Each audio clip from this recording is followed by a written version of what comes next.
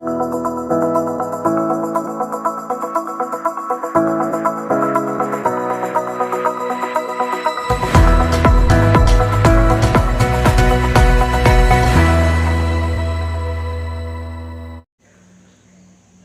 friends, welcome to 4 Star Studios. இன்னைக்கு ஒரு சூப்பரான ரங்கோலி டிசைன் நம்ம வீட்டில் சாதாரணமாக நம்மக்கிட்ட அவைலபிளாக இருக்கக்கூடிய ஒரு சின்ன பிளாஸ்டிக் கவர் யூஸ் பண்ணி, பிளாஸ்டிக் பேக், சின்னோண்டு பிளாஸ்டிக் கவர் யூஸ் பண்ணி எப்படி போடலான்னு பார்க்கலாம். இப்போது அந்த மாதிரி ரங்கோலிஸ் போடுறதுக்கு நமக்கு இந்த கோலம் மாவு வந்து கொஞ்சம் சலிச்சுக்கிட்டால் நல்லாயிருக்கும். ஏன்னா கோலம் மாவு வந்து நல்லா சாஃப்டாக ஸ்மூத்தாக இருந்தால் தான் அந்த டிசைன்ஸ் வந்து போடுறதுக்கும் சரி, பார்க்குறதுக்கும் சரி நல்லா அழகாக இருக்கும். அதனால் இப்போ நம்ம ஒரு நியூஸ் பேப்பரில் 2 கப்பு கோலம் மாவு எடுத்து நம்ம சலிச்சுக்கலாம். ஃபஸ்ட்டு இதை சலிக்கும் போது பார்த்திங்கன்னா உங்களுக்கு நல்ல அந்த பெரிய பெரிய பீசஸ், அந்த கோலப்பொடியில் வந்து கல் அறப்படாமல் கொஞ்சம் நரப்பாக இருக்கிறதுக்காக கொஞ்சம் பெரிய பெரிய பீசஸாக இருக்கும்.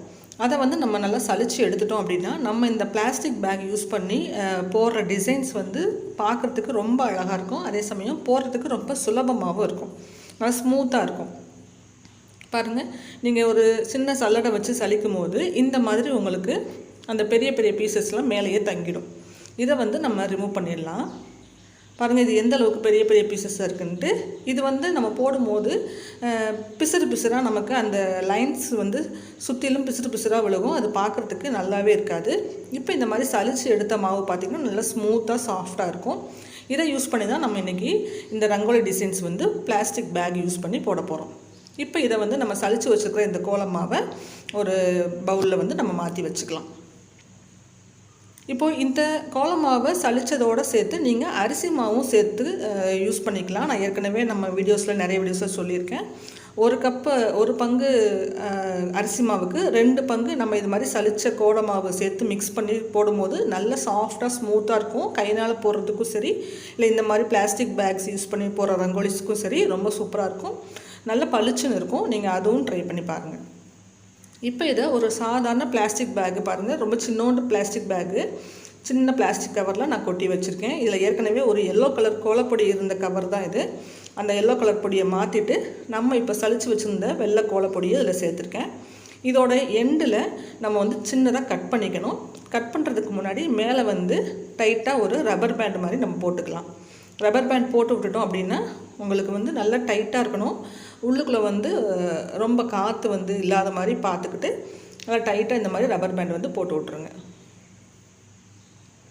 ரப்பர் பேண்ட் போட்டுட்டு அந்த பேக், இந்த நம்ம இப்போ ரெடி பண்ணியிருக்கிற இந்த கோலமாவு பேக்கோடைய இந்த எண்டில் வந்து சின்னதாக கட் பண்ணிக்கலாம். ரொம்ப பெருசாக கட் பண்ணிடாதீங்க, ரொம்ப சின்னதாக கட் பண்ணிவிட்டு எந்த அளவுக்கு அது வழியாக உங்களுக்கு கோலமாவு வருதுன்னு பார்த்துட்டு தேவைப்பட்டால் கொஞ்சம் ஜாஸ்தி பண்ணி கட் பண்ணிக்கோங்க. பாருங்கள், ரொம்ப சின்னதாக கட் பண்ணிக்கணும். இந்த மாதிரி இப்போ வந்து இதை நீங்கள் வந்து எந்த அளவுக்கு இதில் ஃப்ளோ இருக்குதுன்னு செக் பண்ணி பார்த்துக்குங்க. பாருங்கள், இப்படி வந்தால் போதும் நமக்கு. இதை நீங்கள் வந்து உங்களுடைய விரல்களாலேயே நீங்கள் வந்து ப்ரெஸ் பண்ணிங்க அப்படின்னா ஸ்டாப் ஆயிரும். விரலை வந்து ப்ரெஸ் பண்ணுறதுலேருந்து கொஞ்சம் லூஸ் பண்ணிங்கன்னா கொஞ்சம் ஃப்ளோ ஆகும். அதை வச்சு நீங்கள் மேனேஜ் பண்ணி ஒரு 2 டைம்ஸ் போட்டு பார்த்தீங்க அப்படின்னா உங்களுக்கு ஈஸியாக இந்த மாதிரி டிசைன்ஸ்லாம் வந்து சூப்பராகவே போட வரும். இப்போ இதில் ஒரு சின்ன டிசைன் நான் போட்டு காமிக்கிறேன் பாருங்கள். நான் எப்படி போடுறேன்னு உங்களுக்கு பார்த்தாலே தெரியும். வேணுங்கிற இடத்துல கொஞ்சம் அதிகமாக விழுகிற அளவுக்கு அலோவ் பண்ணுங்கள். அதுக்கப்புறம் நீங்கள் உங்கள் கட்டவர்களால் ப்ரெஸ் பண்ணிட்டீங்க அப்படின்னா அந்த கோலமாவு வர்றது வந்து ஃப்ளோ குறைஞ்சிரும். நல்லா கொஞ்சம் அழுத்தி ப்ரெஸ் பண்ணிங்கன்னா டக்குன்னு ஸ்டாப் ஆகிடும். இந்த மாதிரி சின்ன சின்ன டிசைன்ஸ் வந்து நீங்கள் போட்டு ஒரு 2 தடவை ப்ராக்டிஸ் பண்ணிங்க அப்படின்னா ரொம்ப சூப்பராக இருக்கும். இது நான் வெள்ளை கோலப்பொடியில் போட்டு காமிச்சிருக்கேன். இதுவே நீங்கள் கலர் பொடி யூஸ் பண்ணியும் போட்டுக்கலாம். பாருங்கள், இந்த மாதிரி அழகான ஒரு டிசைன் நமக்கு கிடச்சிரும். திரும்ப ஒரு சின்ன டிசைன் இதே மாதிரி போட்டு காமிக்கிறேன் பாருங்கள். உங்களுக்கு எப்படி நான் போகிறேன்னு தெரியும். நம்ம ஆரம்பிக்கிற இடத்துல கொஞ்சம் ஜாஸ்தியாக கொஞ்சம் பொடி விழுகிற வரைக்கும் வெயிட் பண்ணிவிட்டு அப்புறம் டக்குன்னு நம்ம வந்து இழுத்துடணும். இது ட்ரை பண்ணி பாருங்கள். நம்ம சலிச்சிருக்கோம் அந்த கோலமாவு அப்படிங்கிறதுனால நல்ல ஸ்மூத்தாக சாஃப்டாக இருக்கும். அந்த கோலமாவு உள்ளே ஃப்ளோ ஆகிறது நமக்கு கையில் வந்து ஃபீல் பண்ண முடியும். அதை பார்த்துட்டு நீங்கள் வந்து அப்படியே அதை வந்து மேனேஜ் பண்ணிக்கோங்க. பக்கத்தில் இன்னொரு சின்ன டிசைன் போட்டு காமிக்கிறேன். இதுக்கப்புறமா கொஞ்சம் ஒரு பெரிய டிசைனும் போட்டு காமிக்கிறேன். நீங்கள் எப்படி போகிறேங்கிறத நம்ம பார்த்துக்கிட்டிங்கன்னா உங்களுக்கு ஈஸியாக இருக்கும். ரொம்ப வித்தியாசமாக இருக்கும். இதை வந்து நீங்கள் கோலமாவு வந்து சின்ன சின்ன அப்பார்ட்மெண்ட்ஸ்லலாம் கோலம் போடுறதுக்கு, இது மாதிரி சின்ன சின்ன கோலங்கள் போடுறதுக்கு யூஸ் பண்ணலாம். ரொம்ப வித்தியாசமாக இருக்கும். எப்போயும் போடுற கோலத்தை விட பார்க்கும்போது இது பார்க்குறதுக்கு ஒரு மாதிரி வித்தியாசமாக தெரியும். ஏன்னா ஃப்ளோர்லேருந்து கொஞ்சம் அதிகமான கோலப்பொடி இருக்கிறதுனால ஃப்ளோர்லேருந்து தரையாக ஒட்டி இருக்காமல் கொஞ்சம் மேல் எழும்பி ஒரு 3D எஃபெக்டில் இருக்குன்னு வச்சுக்கோங்களேன். பார்க்குறதுக்கு நல்லா சூப்பராக இருக்கும். ட்ரை பண்ணி பாருங்கள், வித்தியாசமாக இருக்கும். பாருங்கள், இந்த மாதிரி நீங்கள் உங்கள் ஃப்ளோ வந்து எப்படி இருக்கிறத பொறுத்து நீங்கள் உங்கள் கட்டை விரலால் அட்ஜஸ்ட் பண்ணிக்கணும்.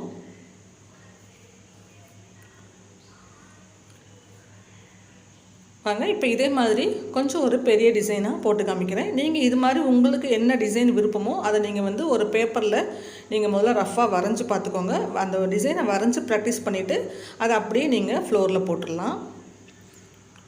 எந்த மாதிரியான வளைவு கோடு எது வேணாலும் நீங்கள் போடலாம். பாருங்கள், நான் இப்போ ஒரு உதாரணத்துக்கு ஒரு சின்ன டிசைன் மாதிரி போட்டு காமிக்கிறேன்.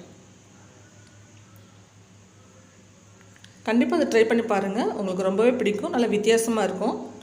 இந்த வீடியோ பார்த்து முடிச்ச உடனே டக்குன்னு ஒரு கோல மாவு பேக் ரெடி பண்ணி உடனே ட்ரை பண்ணி பாருங்கள். ஒரு 2 டைம்ஸ் போட்டிங்கன்னா அழகாக சூப்பராக வந்துடும். நல்லா ப்ராக்டிஸ் ஆயிரும் உங்களுக்கு.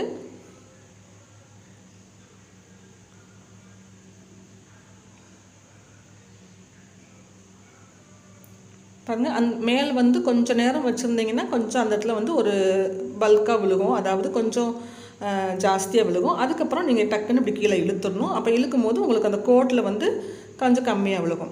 நீங்கள் உங்களுக்கு என்ன மாதிரி டிசைன்ஸ் நீங்கள் போடுறீங்கிறத பொறுத்து நீங்கள் இதை அட்ஜஸ்ட் பண்ணிக்கோங்க.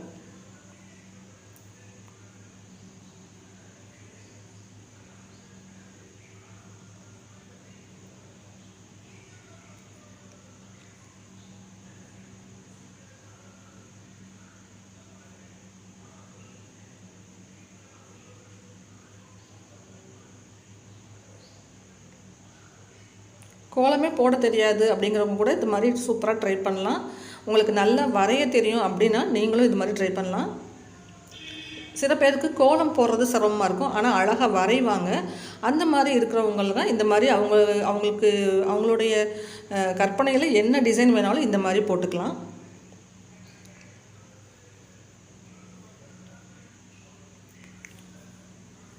இது வந்து நான் ஒரு சிம்பிளாக உங்களுக்கு ஒரு டெமோக்காக தான் போட்டு காமிச்சிருக்கேன். நீங்கள் எவ்வளோ பெரிய கோலம் வேணாலும் இது மாதிரி சில 2-3 பேக்ஸு ரெடி பண்ணி வச்சுக்கிட்டீங்க அப்படின்னா டக்குன்னு அதை தீர எடுத்து போட்டுக்கலாம். ரொம்ப சூப்பராக இருக்கும்.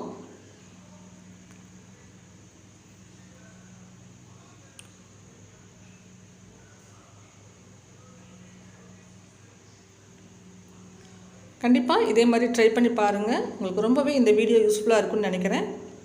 இந்த வீடியோ உங்களுக்கு யூஸ்ஃபுல்லாக இருக்குது, பிடிச்சிருக்கு அப்படின்னு நினச்சிங்கன்னா கண்டிப்பாக இதை உங்கள் ஃப்ரெண்ட்ஸ் ஃபேமிலி மெம்பர்ஸ் கூட ஷேர் பண்ணிக்கோங்க. இது மாதிரி நிறைய யூஸ்ஃபுல்லான வீடியோஸ் பார்க்குறதுக்கு நம்ம சேனல் 4 Star Studios சப்ஸ்கிரைப் பண்ணி வச்சுக்கோங்க. தேங்க்ஸ் ஃபார் வாட்சிங்.